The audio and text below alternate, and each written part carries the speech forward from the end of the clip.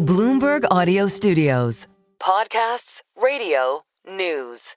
In the case of Intel was interesting, but I hope I'm going to have many more cases like it.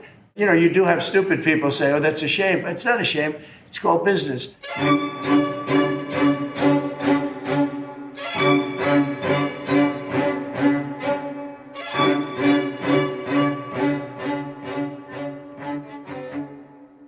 I'm Stephanie Flanders, head of government and economics at Bloomberg, and this is Trumponomics, the podcast that looks at the economic world of Donald Trump, how he's already shaped the global economy, and what on earth is going to happen next. This week, we're sparing a thought for the boardrooms of corporate America and how Trumponomics is working out for them. Donald Trump has involved himself more directly in American businesses on a wider range of issues than any president in living memory.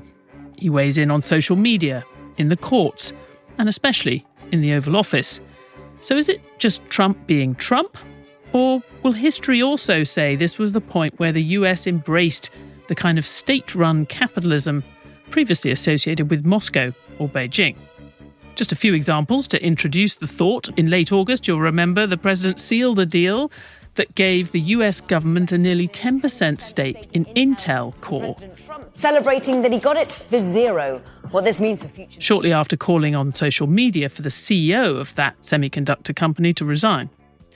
The president's banned American chip makers from exporting chips to China, only to change his mind a few months later after the CEO of the chip giant Nvidia paid the president a visit and agreed to pay the government a 15% tax on those chip sales. 15% of the revenues that they make from those sales into the China market of the H20 when it comes to Nvidia or AMD's equivalent once they start shipping those. Something we don't yet know is even constitutional. America's commander-in-chief has also weighed in on everything from changed restaurant logos and clothing commercials, causing stocks to jump or sink on the basis of late-night Truth Social posts. American Eagle shares are up 24% right now, and this is after President Donald Trump came out in support of the controversial ad with Sydney Sweeney in it. And just this week, for example, he weighed in on a long-standing feature of US corporate life, saying, apropos of nothing in particular, that companies should have to report on a 6-month basis their earnings, not quarterly. So how are CEOs handling all of this? What is the Trump playbook for them? And where are all of those interventions taking corporate America, American capitalism? Well, we're going to get into that right now with Shelly Banjo, Bloomberg's managing editor for global business in the Americas, who spends at least part of her time talking to chief executives who come through our doors in New York. Shelly, great to have you. Thanks for having me. And from San Francisco, Ian King, a reporter who covers semiconductors, hardware and telecoms for us at Bloomberg. Thanks, Ian. Hello there.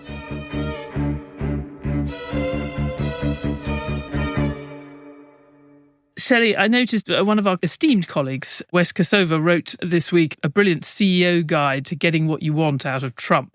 I mean, if someone was trying to devise MBA courses now on handling this second term of President Donald Trump, 7 months in, what do you think will be in that kind of class? I think the first thing is do not come empty-handed. Wes's wonderful story, as you point out, talks about this trophy that Tim Cook has prepared for him. We had the Coca-Cola CEO come in with a personalized bottle for Trump, and we can sort of mock this or laugh, but the indication is I am here to kiss the ring, and I want to start that from the outset the way you would go and visit royalty. We've been talking about this over the last few days. It's not just these sort of, public times where you go to the White House and you lobby. It's also just the sort of never quite knowing what's going to happen next. Right, exactly. Because you can understand what Trump might be after on, for sort of the policies that he's into. But as a CEO, you're sort of living in fear that you're going to be the subject of a Truth Social post.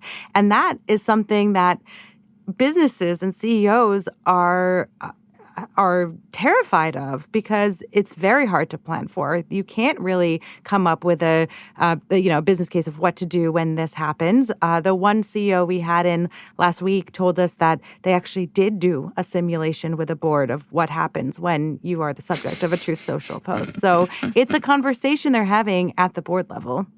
And it's funny because I know people who do some of these trainings, and obviously our social media is not a new thing. And I've heard sort of government relations and others talk about how does one handle it if there's a Twitter storm over something, airlines deal with it all the time when you've got, some prominent person stuck in a long line or their plane gets delayed. But I suspect, there's a whole different set of rules if you're dealing with the commander-in-chief. Absolutely. And it moves markets. We saw with the Cracker Barrel example that they, spent a lot of time putting out a new logo, didn't look all that, controversial at the time. Cracker Barrel, the famous U.S. restaurant chain, faces intense backlash after it tried to swap its old logo for a sleek new design. And all of a sudden, it sort of, stirred up a storm saying, why are you erasing our history? And so there was a huge backlash. And all of a sudden, Trump is weighing in, the stock price is going down, and this CEO has to make a decision. Am I going to stand up for this? Am I going to, fall back? And in the end, they caved. They said, we're going to go back to how it was. We're sorry. And if you think about that exercise, you're sitting there just developing a brand logo. You don't necessarily think, okay, well, what is the president going to think about this brand logo? They talk about audience of one, yeah. And now you do. And so we had the Alaska Airlines CEO in a couple of days ago, and I asked him about this because they also changed their logo recently. And he said, it's not an excuse to say, we didn't think about it anymore. We live in this world where you have to think about that. You have to think what's going to happen if the social media folks, if the president, if whoever is going to come out against you, what is your plan? And the anxiety that he said he was feeling as he was changing his logo. So, Ian, we do know that the president likes doing big deals and talking to big companies who will then make promises with lots of zeros attached when it comes to investment and other things. Obviously, the big tech giants, the likes of Google and Apple, there's been a lot of that in that area, but also in the area that you cover. We're obviously thinking more and more these days about AI and the semiconductor chips that go into AI. How has the world changed just for the companies in the beat that you cover in the last 7 months? I mean, it had already changed. We inherited an environment from the Biden administration where there was a unique level of government interest. And whether that government was in Washington or Beijing, the industry had become a tool of geopolitics. What's changed under the current president is the predictability. And on the one hand, the CEOs of the companies that I cover believe they've cracked the code. They believe that sort of flattery gets you everywhere. They have a certain pattern in terms of behavior that they exhibit now. They will go to the White House. They will come out of the security gate. They'll look into a TV camera and they'll say the following words, which is, we are so lucky to have this president who is uniquely interested in our industry. And then they will quote some large dollar number, which frankly, quite often isn't really related to anything concrete. And that pattern appears to help them in their relationships and allows them to open doors to other things. But on the flip side of that, as Shelly said, there's an element of unpredictability that has been introduced in terms of we are one social media posting away from a massive intervention in the fate of our company, in our company's earnings, in our company's profits. And I think that is definitely taking its toll. I mean, we obviously saw the kind of embarrassing example of that. The off-mic moment was when Mark Zuckerberg, head of Meta, was kind of caught after one of these sessions in the White House where he'd announced a big number for what Meta was going to invest, and then he was heard to be saying, to the president, I wasn't sure what number to use. I hope that was all right. Sorry, I wasn't ready to do our bid for announcement. He said I wasn't sure what number you wanted to go with. Which sort of goes to this choreography that people are engaging with and not necessarily a great attention to what the actual number is, at least from a business standpoint. But I guess the most extreme example, Ian, for those who haven't followed every turn, was where we started and where we ended up with the chief exec of Intel, Lip-Bu Tan. So just talk us through what happened to him, because there was a sudden Truth Social post about him saying he must be conflicted and must resign. And then the president said there is no other solution to this problem. But then it turned out that there was. Yeah, this was an alarming moment, I think, in corporate history. This gentleman was brought in to rescue Intel. He is he's originally Malaysian. He's an American citizen now. He's of Chinese background. And there was a political sort of campaign to try to undermine him because of his investment links to China, links that we don't even know exist anymore, but that certainly historically was the case. And what happened was the president saw that and seized upon it and immediately jumped to the conclusion that Lip Bhutan, the CEO of Intel, a publicly traded company, was in fact conflicted and should step down. That was a call he made. A week later, Lip Bhutan is in the White House. Everything is great. And this CHIPS Act money that had been assigned to Intel under the Biden administration is suddenly switched into a shareholding stake for the US government in Intel. So, I mean, how do you follow that? How do you plan for that? How do you run a company with that kind of set of possibilities in the air? The answer is you don't. You just react. And that's not a way to run a company. There's been some Republicans and certainly some sort of pro-market conservative commentators who've raised both eyebrows at that deal. But I think it's very striking how little opposition there's been to it or sort of concerns about it. And I guess one has to, just for completeness, I mean, Nvidia is the other area, the other big deal that the president has made, which financially is probably even more significant for the company. We're talking about much bigger numbers, but also could be quite significant strategically for the US. Again, it's geopolitics influencing US policy. The underlying desire is to prevent China from getting access to advanced semiconductors because we believe in the US that is against national security interests. But somehow that's become negotiable. Somehow that has become the subject of a real estate deal. And if Nvidia and AMD, which is a smaller company doing roughly the same thing, are allowed to send a certain type of chip to China now, a reduced capability chip, then they can do that, but with the proviso that they give the US government effectively a kickback, 15% of that. And there's a whole, as you alluded to, fuss or concern about whether this is even legal. We spoke with the CFO of Nvidia, so this is the world's largest publicly traded corporation. We asked her about how are you going to pay this 15%? And she said, I'm not. There's no rules. There's nothing that effectively what she said was, this is illegal. If I do this, I'm breaching my fiduciary duty. Can't do it until they give me a set of rules to do it. Those rules have not emerged. So right now it's not going to happen.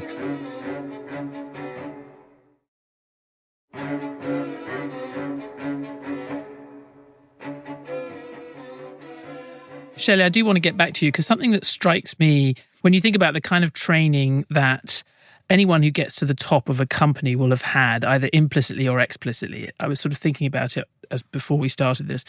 The implicit messaging has always been you want to do everything you can to ingratiate yourself with the government, whatever country you are, but without it being evident and without necessarily calling attention or raising any question marks. Whereas it seems this is the opposite in this administration. Whatever you do to ingratiate yourself has to be completely open and ideally, in the Oval Office with cameras rolling.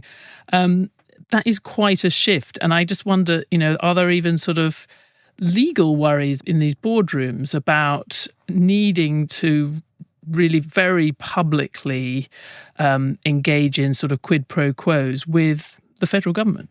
Yeah, I mean, the most striking example of that has obviously been Elon Musk and Tesla, and sort of how close you get to the president, where you're literally in the White House making and helping informing these decisions. And we saw the impact on Tesla. People stopped buying Tesla cars. You can sort of negotiate how much of that had to do with his association with Trump, how much it had to do with other things. But, even we had the board chair of Tesla into Bloomberg this last week. And, even she said as part of the negotiations with Musk for his pay package, like we would like to see him focus on Tesla. And so, it does sort of raise the question of, how much is it you're just doing your job as CEO includes now managing the emotions and the whims of the U.S. president, and how close is too close and how far is too far. I mean, you haven't really seen a consumer backlash quite like at Tesla, at other companies. And so I think some Americans, consumers, and probably consumers around the world are sort of inured to it a little bit. They understand that this is part of the job. I think it's also a question of, are people really going to do what they say that they're going to do? Because I think a hallmark of the Trump presidency is we're throwing a lot of big numbers at you, a lot of big stuff, a lot of big threats. You don't know which ones are going to come true. This week, you had the TikTok deal come back into focus. I remember when I was living in Hong Kong in 2018, 2019, 2020, the first Trump presidency, we were talking about this. And so, fast forward to 2025, we're still talking about the same thing that Trump was talking about. We're still talking about tariffs. Like, there's some things that just haven't happened yet. So how do you know as the CEO which ones to take seriously and which ones you don't? And I think the answer has become, as Ian sort of alluded to, like you have to take them all seriously. But I don't know, how much do consumers really get impacted by that? A part of the story of American capitalism was always sort of slightly economical with the truth. There has always been an enormous amount of subsidies and lobbying. When I worked in the US Treasury, having been brought up in the UK, I'm half American, I was sometimes surprised by the sort of assumption that businesses, the closeness of the lobbying and the closeness of the business relationships was certainly something that was different from the UK and seemed to be part of the American tradition, that you'd have businesses weighing in very directly on, deals that were being done and other things, and there was no question of any wrongdoing. It was just like the way things happened. So, given that, is it surprising that you haven't had more businesses sort of say, hang on a minute, what kind of capitalism is this? For sure. And we are seeing that right now build up. All these companies build up their presences in Washington. They're hiring the firms that are aligned with Trump and people who had come out of the Trump 1.0 administration who have now started up their own lobbying firms. And they're coming out and saying that outright, that we're not hiding. This is what it means to be a good CEO in this moment in 2025. And so are companies getting closer with the U.S. government or the administration's goals? Probably. I'm not sure if any of the consumers or investors seem to care at this moment. So far, we haven't seen some sort of big outcry or anything like that. I guess so far we've mainly seen stock prices go up rather than down, which makes a difference. Exactly. Ian, if we just think about the potential long-term implications of this, and I've seen that there's been a debate around this, some saying that America is embracing, for better or worse, more of a kind of Chinese-style state-run capitalism. Other people, I saw Michael Strain, the Director of Economic Policy Studies at the American Enterprise Institute, said, this is Trump being Trump, this is opportunism and a sort of thrill about having deals being done from Donald Trump. It's not a big ideological shift. Even those two examples that you and I just talked about, taking a strategic share in an industry, a US company that makes something, chips, that we know is going to be sort of central to the future of the global economy, it doesn't seem, of all the things that Donald Trump's doing, that didn't seem to me like the craziest thing. And it certainly is no different from some countries, that aren't China, like France, for example. Yeah, when you unpack that, there are a number of elements which I think talk to your point here. The first point is that he inherited an apparatus called the CHIPS Act from the Biden administration, and that was the kind of South Korean, Taiwanese development, state-directed capital development. Hey, we will give you money as a company if you do this certain type of thing. And that was a situation that Intel and a lot of its peers were in. What Trump said all along was, I don't like this. This isn't market capitalism. This isn't the kind of thing that the US government should be doing.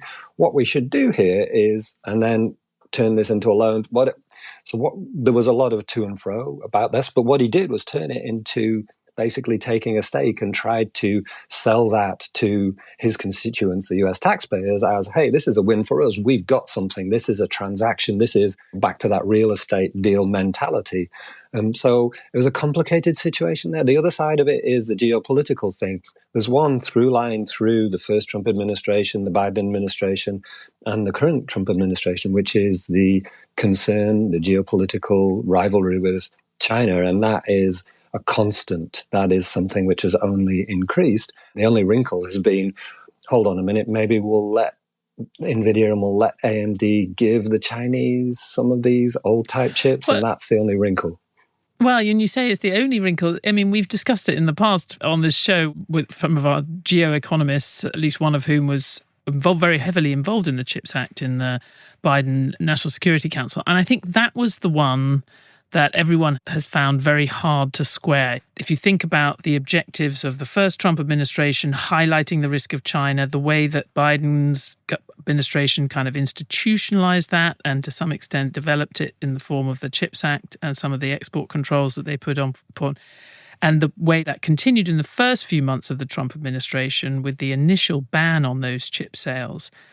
The reversal of that, you might say, just for the sake of a few bucks for the federal government, that's the one that people find hard to square in the kind of policy community. Is that also true in Silicon Valley, or they just think, oh, great? No, I think it's back to what we were talking about earlier, which is the ability of CEOs to say the right thing, to appear at the right time. And what has effectively happened here is that the Trump administration has adopted the language and the thinking of Nvidia Corporation here. Nvidia has said, look, these chips are so old now, they don't matter. We're not even sure that the Chinese want them. Why can't we just send them there anyway and get that bit of money that we'll get for them, and we'll use that money to make America great again by paying for our research. Otherwise, if we don't do this, we don't have any presence in China. They do their own thing and we've lost completely. And they've constructed this logical framework that kind of has the cogs have mashed with some of the geopolitical concerns, some of the free market concerns that exist around this intervention, and made it work. And whether it's Howard Lutnick or others have just decided to adopt this and allow this to happen. And then you have the man at the top who said, well, give me 15% and you're okay. That, I think, and the way it was done has caused concern. But the fundamental logic, I think a lot of even the hawks are like, well, okay, I can see that. Shelly, I wonder whether anyone has observed that to you. I mean, there's a lot of deals that aren't really deals. They're not deals in the kind of corporate sense of, oh, there's a bit of paper or many pieces of paper and lawyers in the room and kind of clear terms. Sometimes they're unwritten. Sometimes we find in some of the trade, quote unquote, deals that, in the case of Vietnam, for example, there was a profound disagreement about what the actual deal was after it was supposed to have been done. That is part of the issue, isn't it? That these deals are sort of semi-deals until the next deal. Yeah, they're squishy. And I think going back to your original question of what is chapter 1, 2, 3, 4 of the Trump playbook, coming up with a big number that can't necessarily be tracked and promising it to the Trump administration probably deserves a chapter in that playbook because, you know, you look at a company like Hyundai, you look at these drug makers, Johnson & Johnson, they're all coming up with these numbers and they're putting it forth. And I'm sure that they can justify it. But some of these numbers account for factories they built 5 years ago, inspired by Trump, maybe in Trump 1.0. So they're squishy numbers, they're squishy deals. The examples that Ian cite are a little bit more specific, but a lot of these manufacturing commitments that these companies have done and these ribbon-cutting type scenarios are not some things that you can necessarily track and really hold accountable. Shelly, I don't want to put you on the spot, but just before we end, it occurs to me that before you came back to New York and when you and I first met in Hong Kong, and we tend to think that this is more of a quote-unquote Asian way of doing things, you know, to have more of these kind of backroom deals and state government sort of strategic involvement. Does it feel similar or does it feel like something completely unique to Donald Trump? It's such an astute question because when I was sort of reflecting on this idea of, is this just the now? Is this the CEO saying, I need to get through this, I need to move on to the next thing? Or is there lasting impact? I think I came to the conclusion that the lasting impact is that the window can shift. And that, you know, if Trump pushes the envelope, now I'm mixing my metaphors a little bit, but if Trump pushes the envelope, you know, right, exactly, then it sort of like opens it up for anything to happen. And that's sort of what had happened with China in so many different ways over the last, you know, number of decades, right? You start to normalize things little by little by little by little, and then you look back and you see, wow, this whole thing has created monumental shift. I wonder, Ian, we think of the tech world now and semiconductors in particular as being something that is moving incredibly fast, and potentially decisions made now could be affecting, you know, the whole path of AI as it sort of takes hold of our economies and our societies. Do you think there are some lasting shifts here, or is it going to be a sort of a kind of Trumpian fever dream? No, I think lasting shifts are in the offing, that there is an absolute policy in place, whether it's in Beijing, whether it's in Washington, whether it's in Seoul or Taipei, aimed at structuring things in a way that those economies and those sets of capabilities will succeed. I lived in Korea for 11 years, right, covering Korean companies. They succeeded because the government decided that semiconductors were important. Taiwan, TSMC, they succeeded partially because Taipei made that a national priority. That's happening in the US, and that's unprecedented, obviously, in many respects for the US. How it's done, whether it's done in an organized fashion, whether it's done in a logical fashion and a consistent fashion, to your point, is really important, because guess what? The chips that are being designed today, the chip technology that is being designed today, won't really be relevant for at least 2, 3, 4, 5 years. And even though the industry is moving very quickly, you are basically plotting your path towards success or disaster right now. So again, this mixture of countervailing forces. On the one hand, yes, interest is good. Yes, capital is good. Yes, easing restrictions is good. On the flip side of it, inconsistency is also kind of an anathema for the chip industry, because it's such a difficult thing to do and it plays out over such a long period. Well, I think that is the point we've often reached in these conversations. You know, in principle, quite a lot happening here that could well make sense for America, for the world. But the way it's being done and the exact decisions raising some question marks, and certainly changing the way corporate America thinks about its relationship with the government. Shelly Banjo, Ian King, thank you so much. Thank you. Thank you. Thanks for listening to Trumponomics from Bloomberg. It was hosted by me, Stephanie Flanders, and I was joined this week by Bloomberg's Shelly Banjo and Ian King. Trumponomics was produced by Summer Sadi and Moses Andam, with help from Amy Keane. And special thanks this week to Magnus Henriksson. Sound design is by Blake Maples and Kelly Gary, and Sage Bowman is Bloomberg's head of podcasts.